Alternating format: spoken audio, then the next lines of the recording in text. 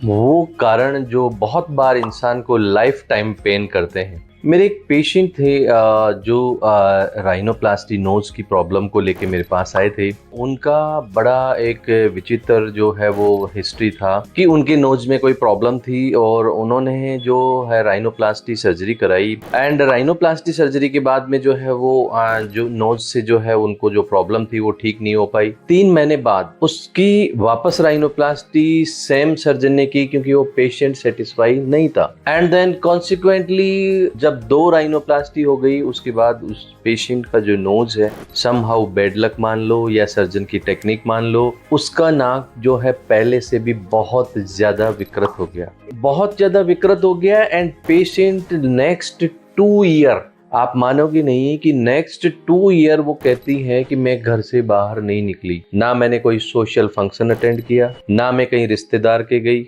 ना मैं मेरे घर से बाहर निकली, क्योंकि मेरे को मेरे अपने आप पे जो डिसीजन था राइनोप्लास्टी कराने का उस पे पछतावा हो रहा था और मैं मेरा जो नाक जो है किसी को नहीं दिखाना चाहती। दोस्तों जब ये पेशेंट जब इनको पता लगा कहीं पे, क्योंकि ये घर पे बैठे बैठे क्योंकि उनको नोज की प्रॉब्लम थी तो यूट्यूब जो है वो कंटिन्यू वो देखते रहते थे, तो यूट्यूब के थ्रू उनको पता लगा, उन्होंने देखा। एंड फिर जो प्रीवियस कोई पेशेंट था मेरा ऑपरेटेड किया हुआ तो उनसे उन्होंने कांटेक्ट किया और उनसे कांटेक्ट करके जो है उन्होंने उनको लगा कि क्या पता एक बार मेरा काम हो सकता है। So they consult to me. First उन्होंने मेरे से ऑनलाइन कंसल्ट किया, then they consult me the physically.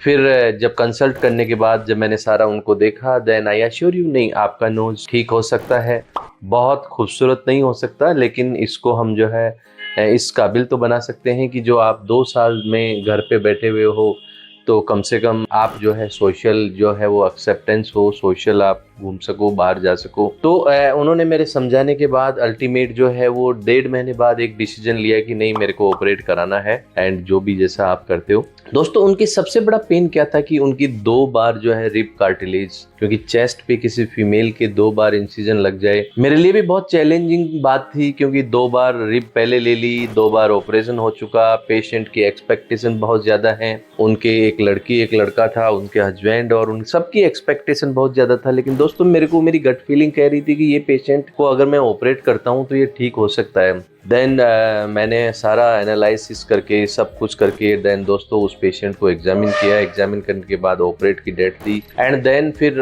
Usually पहले उनको राइट साइड जो चेस्ट वहाँ से रिब लिया हुआ था, मैंने लेफ्ट साइड से चेस्ट से रिब लिया, क्योंकि लेफ्ट साइड में जब चेस्ट से रिब लेते हैं तो थोड़ा हार्ड होता है वहाँ पे हमारे, तो वो और जो है हमारे लिए चैलेंजिंग बात होता है। लेकिन सारा करके हमारा 8 घंटे की जो मेहनत थी, वो 8 घंटे की मेहनत के बाद जब हम उस नोज को बनाया, सो सबसे पहले तो मैं सेटिस्फाई हुआ, आई थिंक कि now I think my patient should be also happy. जब 10 दिन बाद मैंने प्लास्टर हटाया तो मेरे को लगा ये मेरा पेशेंट बहुत खुश होगा, लेकिन वो जैसे ही मैंने उसको प्लास्टर हटाया वो बहुत रोने लग गई। मेरे को लगा ये क्या हो गया, तो बोली मेरी खुशी के आंसू हैं, ये मेरी खुशी के आंसू हैं। और मैंने 2 साल में जो मैं एक नज़रबंद थी तो मैं अब सबसे जाके मिलूंगी। दोस्तों मेरे को भी एक बार तो लगा कि वास्तव में जो है वो ये इंसान को जब कोई पेन करता है, जब कोई चीज़ पिंच होती है तो बहुत बड़ा दुख होता है। एंड मैंने जो है अपने आप को गॉड को थैंक्स बोला कि अगर मेरे हाथ से मेरा ये पेशेंट इतना खुश है और ये जो एक नज़रबंद था तो सोशल एक्सेप्टेबल हो सकता है। एंड वो लेडी अभी भी मेरे पास बार बार आती है, मैं बहुत खुश होता हूँ। एंड आई थैंक यू कि इस टाइप में जो है वो उसका ऑपरेट किया, 2 बार 3rd टाइम ऑपरेट करके मैंने उसको ठीक किया। मेरे को भी बड़ी खुशी हुई जब मेरा पेशेंट ठीक हुआ। सो दोस्तों this information regarding the right technique for the rhinoplasty is very useful.